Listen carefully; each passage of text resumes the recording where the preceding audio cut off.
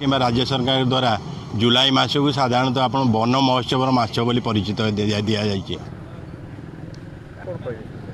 एक कथा समस्ते स्वीकार करेंगे जे आज वृक्ष लगाइबा परिवेश को सुस्थ रखिबा वृक्षरोपण कार्यक्रम में वरिष्ठ समाजसेवी तथा इंजीनियर मुरलीधर सेठी उपस्थित रही वृक्ष बंटन करने सह वृक्षरोपण करथिले। कार्यक्रम में पाटकुरा माटीर सुपुत्र तथा समाजसेवी श्री अजय कुमार राउत वृक्ष समाज प्रति भूमिका और मनुष्यर वृक्ष प्रति जो कर्तव्य और आवश्यक संपर्क में आलोचना करथिले। ଏହି କାର୍ଯ୍ୟକ୍ରମରେ ଜିଲ୍ଲା ପରିଷଦ ଅଧ୍ୟକ୍ଷା ଶ୍ରୀମତୀ ଗୀତାଞ୍ଜଳି ସେଠୀ ବୃକ୍ଷର ଆଜି ସମୟରେ କିପରି ବିନାଶ ଘଟୁଛି ଓ କିପରି ଏହି ବିନାଶକୁ ରୋକାଯାଇପାରିବ ଉକ୍ତ ବିଷୟରେ କହିଥିଲେ। ବରିଷ୍ଠ ସାମ୍ବାଦିକ ସୁଧାକର ଆଚାର୍ଯ୍ୟ କାର୍ଯ୍ୟକ୍ରମକୁ ସୁଚାରୁ ରୂପେ ପରିଚାଳନା କରିବା ସହ ଯୁବପିଢ଼ିମାନଙ୍କୁ ପ୍ରତ୍ୟେକ ଦିନ କିଛି କିଛି ବୃକ୍ଷ ଲଗାଇବା ପାଇଁ ଅନୁରୋଧ କରିଥିଲେ, ଯାହାଦ୍ୱାରା ଆଗାମୀ ଭବିଷ୍ୟତରେ ଆଗାମୀ ପିଢ଼ି ସୁରକ୍ଷିତ ରହିବା ସହ ସମାଜର ମଙ୍ଗଳ ହେବ ବୋଲି କହିଥିଲେ।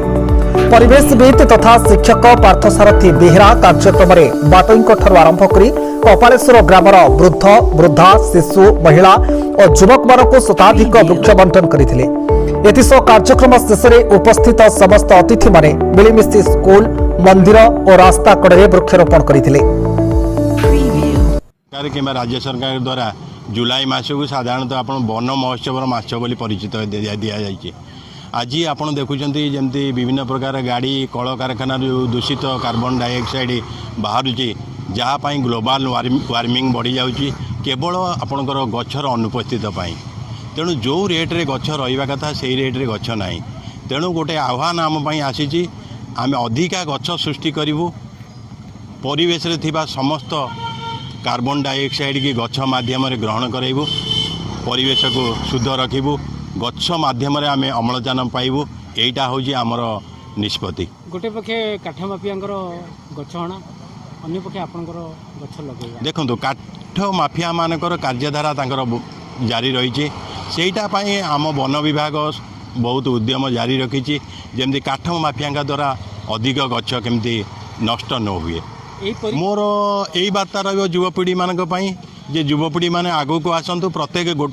परिवार पिछा 5-5टा गछ से माने जेकोसी जगार लगे ताकू पूर्णांग परिस्थिति की आणतु जोटा कि गोटे गचरू आम हाराहारी 220 पाउंड बा 110 केजी आम ऑक्सीजन पाई बोली आशा रखीचु। यहीटा युवपीढ़ी जदि कार्यकारी करेंगे हुए तो आमर परिवेश संतुलन आम फेरी पाइबु।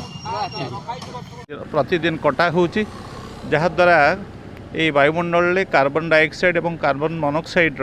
मात्रा वृद्धि पाउची एवं तापमात्रा मध्य आशातीत भाव वृद्धि पाई तेणु जनजीवन अस्तव्यस्त हो पड़ा। तेणु आज आह्वान होची प्रत्येक स्तर में पिलाटी ठारू वयोज्येष्ठ व्यक्ति मान पर्यंत समस्ते गछरोपण वृक्षरोपण कर आवश्यकता आम अनुभूत करुचु। ताकू आम समस्ते आम जीवन व्रत भाव में ग्रहण करी प्रत्येक दिन हो कि प्रति मासरे 2-3टी गछ ताकू रोपण करी चारा रोपण करी ताकू बढ़ई पारे ताकू परिपक्व करि पारिले ताहले ये पृथ्वी ध्वंसमुखर रक्षा पाई पार। गोटे विशाल जनसचेतनता सृष्टि होवार आवश्यकता अच्छी एवं यही कार्य जो मैंने लिप्त अच्छा से समस्त को मो अंतर गभीरतम प्रदेश धन्यवाद जनाऊँ बधाई जनाऊँ। आज कार्यक्रम था केन्द्रापड़ा जिलार जो मैंने समाज सेवा क्षेत्र में अग्रणी अच्छा आम एकत्रित करी सूर्यकिरण रक्षापी वृक्षरोपण करुचु जहाँ जड़े प्रधान शिक्षक एवं जड़े आदर्श शिक्षाविद एवं परिवेशविद पार्थ बाबू आमको सहयोग कर धन्यवाद देवी एवं वृक्षरोपण कार्य आमर डीआरटी प्रोजेक्ट अध्यक्ष गीतांजलि सेठी इंजीनियर मुरलीधर सेठी अजय राउत भजकृष्ण राउत समस्त उपस्थित रही गछ लग जाई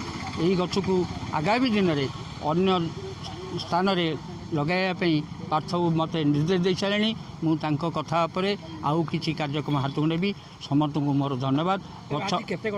आज आज वीआईपी रोड रे 27 गछ आम रोपण कर अच्छी फूल गछ एवं कौन सब ओल्टा देवदारू उल्ट वृक्ष ଅଁଳା ବଉଳ କନିଅର ପନିର ଇତ୍ୟାଦି ଇତ୍ୟାଦି।